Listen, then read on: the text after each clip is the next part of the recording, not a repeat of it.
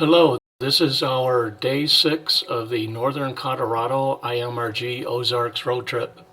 Today is June 1st, 2025. Yesterday we didn't do much riding. Instead we parked our bikes and spent an afternoon of boating on Table Rock Lake. Today we explored the beautiful Buffalo River region, had lunch at the Cliff House in Jasper overlooking the Arkansas Grand Canyon, then rode on what is known as the Arkansas Dragon. We then made a loop back to Springdale, traversing across the northern part of the Ozark National Forest.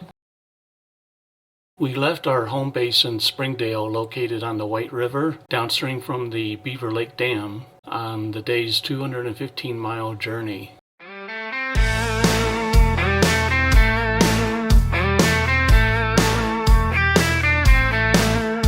We crossed over the White River on Highway 14 going east. However, this part of the divided 4-lane highway doesn't have very much to see and really only serves as a means to get to a more fun part of the ride.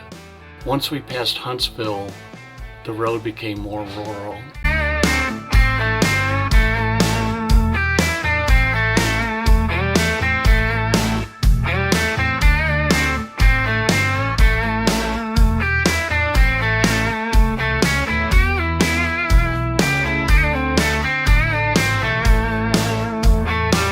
We turned south on Highway 103, passing through the tiny town of Osage, heading toward Jasper.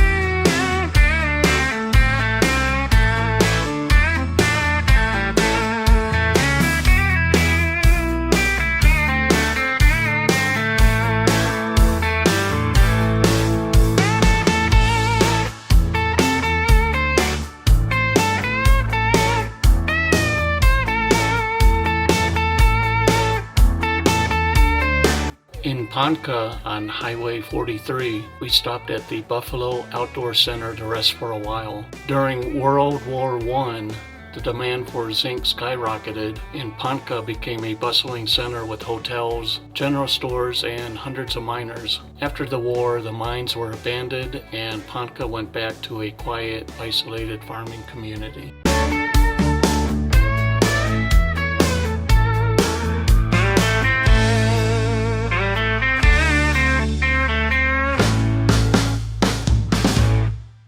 At the heart of the Ozarks is Jasper. This area is known as the Elk Capital of Arkansas due to a large thriving herd of Rocky Mountain Elk being introduced in the 1980s.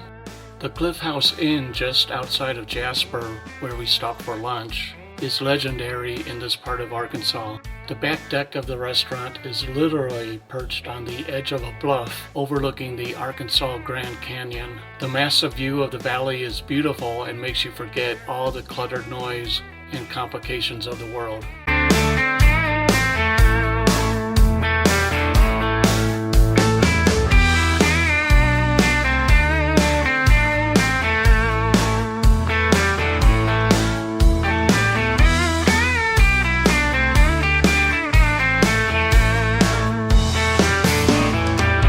After a great lunch at the Cliff House, we rode a short distance to Highway 123. About a 15-mile stretch on Highway 123 is nicknamed the Arkansas Dragon, which is Arkansas's answer to the well-known Tail of the Dragon in Tennessee. This section of 123 has many curves with several 180-degree hairpins.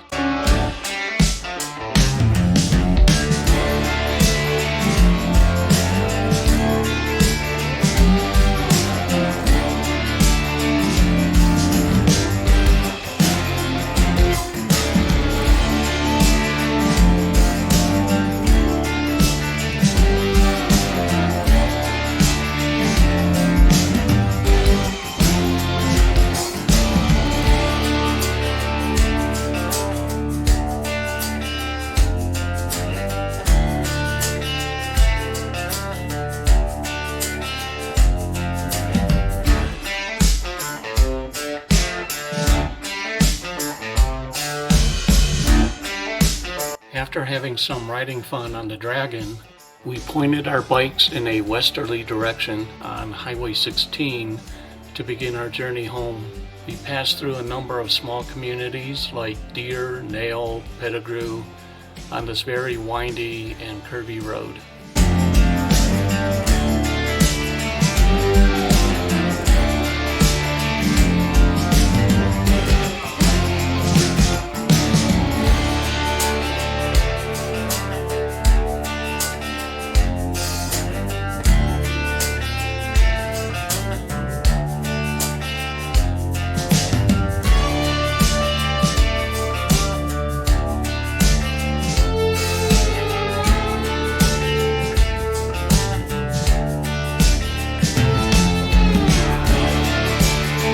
In the early 1900s, Pedigrew was actually a booming industrial town. At its peak, it was known as the hardwood capital of the world. More than a dozen sawmills and lumber firms operated around the clock, with over 200 wagons a day.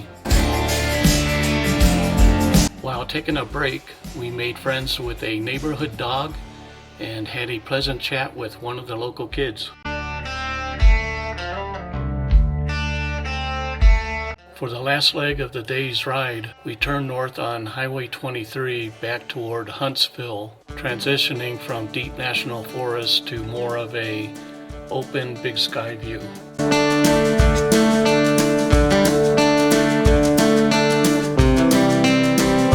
That wraps up day 6 of our Northern Colorado IMRG Ozarks tour.